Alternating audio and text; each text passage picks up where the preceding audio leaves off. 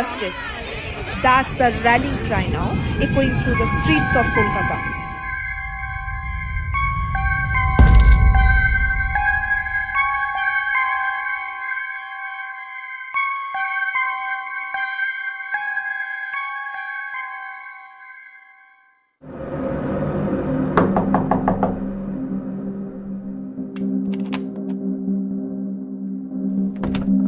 ও aunty, হ্যাঁ আসলে কিছু কথা ছিল।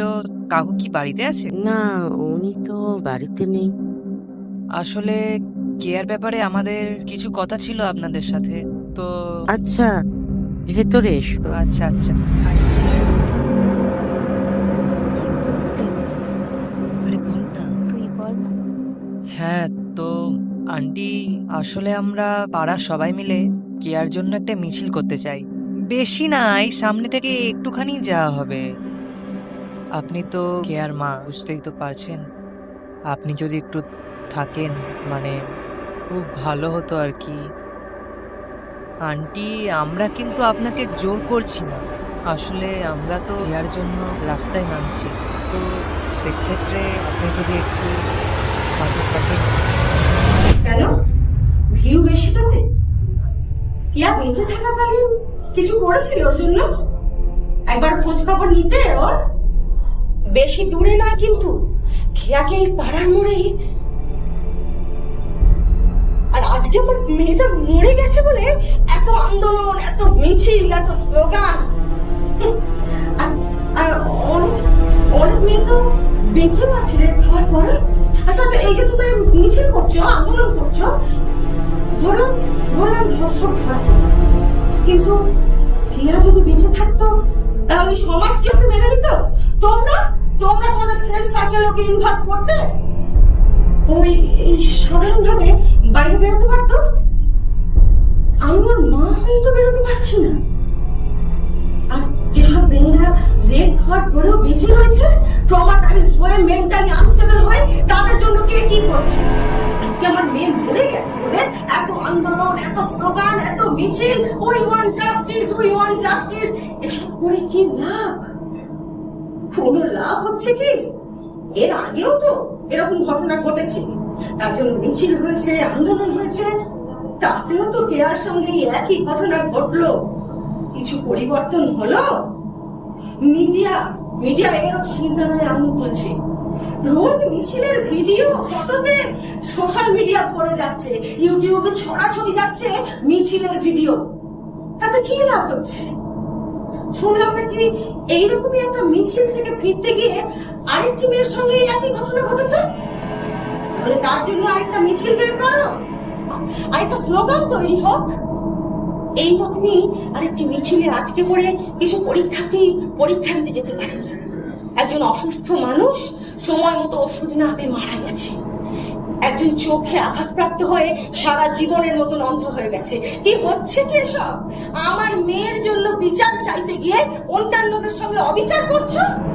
আর বিচার কে দেবে তোমাদের বিচার?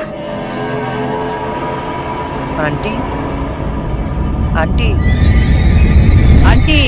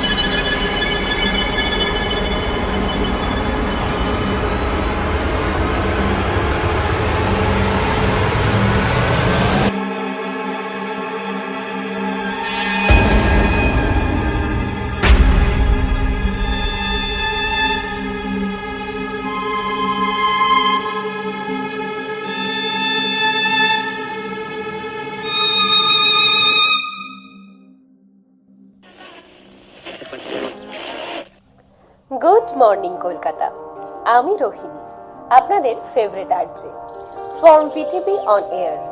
আপনাদের সাথে থাকছি এই ভোরের অনুষ্ঠানে। বাঙালির প্রাণের উৎসব দুর্গাপুজোর আগমনী বার্তা নিয়ে এসেছে মহালয়া। আকাশে বাতাসে ভেসে আসছে বীরেন্দ্রকৃষ্ণ ভদ্রের অমর কণ্ঠে মহিষাসুর মর্দিনী। ভোরের আকাশে যখন তারাগুলো মিলিয়ে যাচ্ছে, তখনই শুরু হয় এক অলৌকিক মুহূর্ত। চণ্ডীপাঠের মন্ত্রধ্বনি যেন বাতাসে ভর করে আমাদের মন প্রাণকে নাড়িয়ে দেয়। মহালয়ার এই পবিত্র মুহূর্তে আমরা যেন অনুভব করি মা দুর্গার পদধ্বনি। মহালয়া শুধু একটি অনুষ্ঠান নয়, এটি বাঙালির সংস্কৃতি, ঐতিহ্য এবং ভক্তির এক অপূর্ব মেলবন্ধন। এই দিনে আমরা শুধু মা দুর্গাকেই স্মরণ করি না, পিতৃতর্পণের মাধ্যমে স্মরণ করি আমাদের অতীতকে, আমাদের শেকড়কে।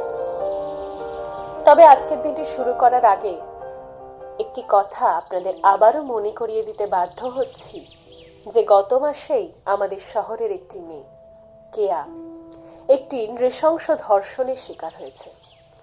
এই ঘটনায় সমগ্র শহর স্তম্ভিত এবং ক্ষুব্ধ। রাস্তায় রাস্তায় মানুষ প্রতিবাদ করছে, ন্যায় বিচার দাবি করছে। কিন্তু এই সব কোলাহলের মধ্যে আমরা যেন ভুলে না যাই কেয়ার আপনজনদের কথা। এই দুর্গাপূজায় তারা তাদের মেয়েকে পাশে পাবে না। মা দুর্গার আগমনের আনন্দের মধ্যেও তাদের হৃদয় জ্বলবে এক অনির্বাণ শোকাগ্নি। এই ঘটনা আমাদের সকলকে নাড়া দিয়েছে, কিন্তু এখন সময় আমাদের ঐক্যবদ্ধ হওয়ার। আসুন আমরা সবাই মিলে মায়ের কাছে প্রার্থনা করি এই ধরনের ঘটনা যেন আর না ঘটে। কেয়া এবং তার পরিবার যেন ন্যায় বিচার পায়। মায়ের কাছে প্রার্থনা করি তিনি যেন আমাদের সকলের জীবনে শান্তি, সুখ এবং সমৃদ্ধি নিয়ে আসেন। সমাজ থেকে অন্ধকার, কলুষতা দূর করে প্রতিটি নারীকে যেন তিনি নিরাপত্তা দান করেন। আসুন সবাই মিলে এই অমৃত মুহূর্তে মহালয়ার মাধুর্যময় সুরে নিজেদের হারিয়ে ফেলি। অপেক্ষা করি মা দুর্গার আগমনের, অপেক্ষা করি একটি নতুন কোনো সকালের, যেখানে থাকবে না কোনো অন্যায়, অবিচার। চলুন প্রথমেই শুনে নি Sourendra and Soumyajit academy of মিউজিকের স্টুডেন্টদের নিয়ে সাজানো একটা লাইভ পারফরমেন্স।